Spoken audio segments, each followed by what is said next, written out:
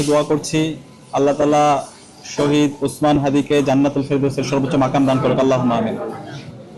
শহীদ উসমান হাদি তার অসংখ্য বক্তৃতায় বলেছিল, জান দিব কিন্তু জুলাই দিব না। জুলাইয়ের শহীদদের যে প্রত্যাশা, জুলাইয়ের যে মূল আকাঙ্ক্ষা, একটি বৈষম্যহীন ইনসাফ ভিত্তিক বাংলাদেশ বিনির্মাণ করা, সেই বাংলাদেশ বিনির্মাণ করার জন্য শহীদ উসমান হাদি গত 16 মাস জুড়ে বাংলাদেশের মানুষের অব্যক্ত যে কথাগুলো আছে সেই কথাগুলো বলেছেন। তার প্রত্যেকটা বক্তৃতায় আপনি দেখবেন তিনি বলেছেন ইনসাফ কায়েম করতে হবে, কোনো ধরনের জুলুম করা যাবে না, আপনার যদি শত্রু হই শত্রুর প্রতি ইনসাফ করতে হবে। এবং তার সকল বক্তৃতায় তিনি সবসময় সাংস্কৃতিক আগ্রাসনের বিরুদ্ধে কথা বলেছেন, কালচারাল ফেসিবাদের বিরুদ্ধে তিনি কথা বলেছেন, তিনি ভারতীয় আধিপত্যবাদের বিরুদ্ধে কথা বলেছেন, আগ্রাসনের বিরুদ্ধে কথা বলেছেন। এবং গত 16 বছর জুড়ে বাংলাদেশের যে সকল প্রতিষ্ঠানগুলোকে ভেঙে চুরমার করে দেওয়া হয়েছে, রাষ্ট্র যে একটা কার্যকর অবস্থা নেই, সেই ব্যর্থ রাষ্ট্রের কথাগুলো তিনি বলেছেন। শহীদ উসমান হাদিকে যারা এই বাংলাদেশে ফেসিবাদ কায়েম করেছিল, যারা পতিত ফেসিস্টরা আছে এবং যারা দিল্লির তাবেদাররা আছে, তারা শহীদ উসমানকে শহীদ করে হত্যা করে তারা ভেবে নিয়েছিল উসমান হাদির যে আদর্শ, সে আদর্শকে তারা নিবে দিতে পারবে, তারা বন্ধ করে দিতে পারবে। কিন্তু আজকে উসমান হাদির জানাজা এবং উসমান হাদির শাহাদাত পরবর্তী আজকে আমরা সারা বাংলাদেশে 56,000 বর্গমাইল জুড়ে দেখতে পেয়েছি শহীদ উসমান হাদির যে আদর্শ সেটি ছড়িয়ে পড়েছে। আজকে বাংলাদেশের একদম শিশু থেকে শুরু করে বৃদ্ধ পর্যন্ত সকল মানুষরা উসমান হাদির আদর্শকে লালন করছে, তারা ইনসাফের কথা বলছে, তারা ভারতীয় আধিপত্যবাদের বিরুদ্ধে কথা বলছে, তারা আগ্রাসনের বিরুদ্ধে কথা বলছে। শহীদ উসমান হাদির শাহাদাত আজকে প্রায় 8 দিন হতে চললো এবং শহীদ উসমান হাদি গুলিবিদ্ধ হওয়ার আজকে প্রায় 16 দিন হতে চললো।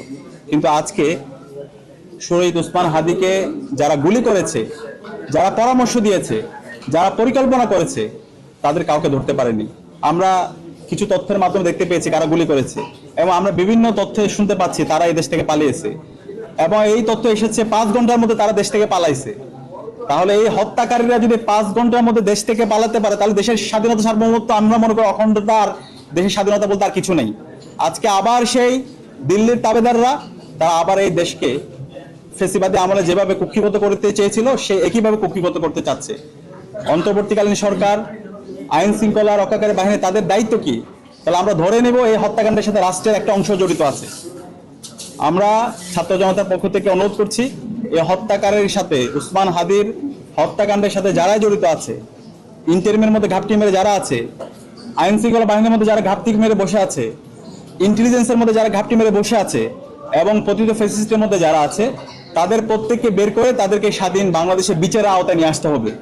উসমান হাদি তার অসংখ্য বক্তৃতা বলেছে, আমাকে যদি শহীদ করে ফেলে, আমাকে যদি মেরে ফেলে, তাহলে বিচারটা করতে হবে। এবং আমরা কথা দিচ্ছি শহীদ উসমান হাদির বিচারে স্বাধীন বাংলাদেশে হবে ইনশাআল্লাহ। শহীদ উসমান হাদিকে যারা হত্যা করেছে এবং যারা হত্যাযজ্ঞ করেছে তাদের কাউকে ছাড় দেওয়া হবে না।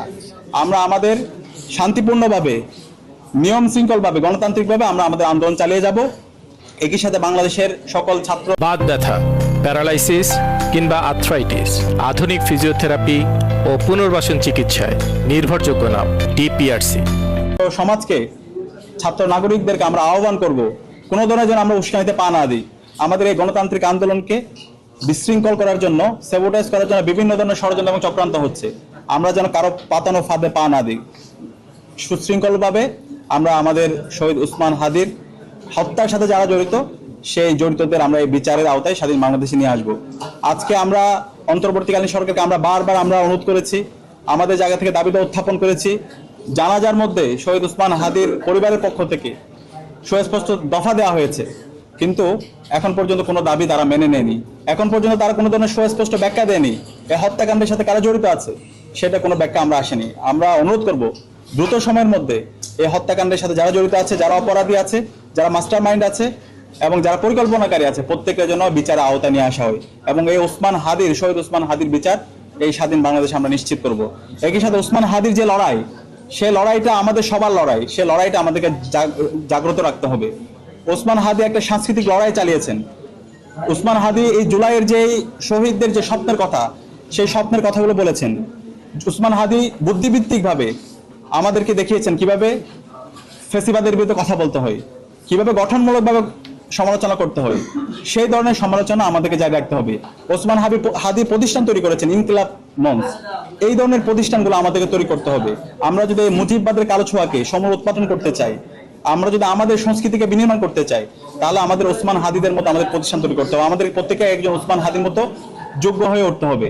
তা আমি বাংলাদেশের সকল ছাত্র সমাজকে আহ্বান করব, আমাদের এই লড়াইটা সাংস্কৃতিক লড়াই, একই সাথে আমাদেরকে রাজনৈতিকভাবে আমাদেরকে প্রতিবাদ প্রতিরোধের মাধ্যমে আমাদের এই আন্দোলন সংগ্রাম অব্যাহত রাখতে হবে। সেই জায়গা থেকে ঢাকা বিশ্ববিদ্যালয় কেন্দ্রীয় ছাত্র সংসদ আমরা গত 2 দিন জুড়ে আমাদের ঢাকা বিশ্ববিদ্যালয়ের বিভিন্ন হলগুলোতে এবং বিভিন্ন ফ্যাকাল্টিগুলোতে শহীদ ওসমান হাদির যে লড়াই সংগ্রামের যে গল্পগুলো, সেগুলো আমরা গ্রাফিতির মাধ্যমে তুলে ধরার চেষ্টা করছি। আজকে ঢাকা বিশ্ববিদ্যালয়ের মাস্টারদের সূর্যসেন হলে শহীদ ওসমান হাদির একটি গ্রাফিতি এখানে অঙ্কন করা হয়েছে। Social science faculty, arts faculty, এরপর হচ্ছে আমাদের ডাকশো এবং সব জায়গায় আমরা আমাদের ঢাকা বিশ্ববিদ্যালয়ের দেয়ালগুলোতে শহীদ ওসমান হাদির গ্রাফিতি আঁকছি। আমরা অনুরোধ করব বাংলাদেশের সকল ছাত্র সংগঠন, রাজনৈতিক দল, একই সাথে সিভিল সোসাইটি যারা প্রতিনিধি আছে, শহীদ ওসমান হাদির যেই স্পিরিট, তার কথাগুলো আমরা যেন গ্রাফিতির মাধ্যমে, আমাদের হচ্ছে দেয়াল লিখনের মাধ্যমে, চিত্রাঙ্কনের মাধ্যমে আমরা যেন সব জায়গায় ছড়িয়ে দিই।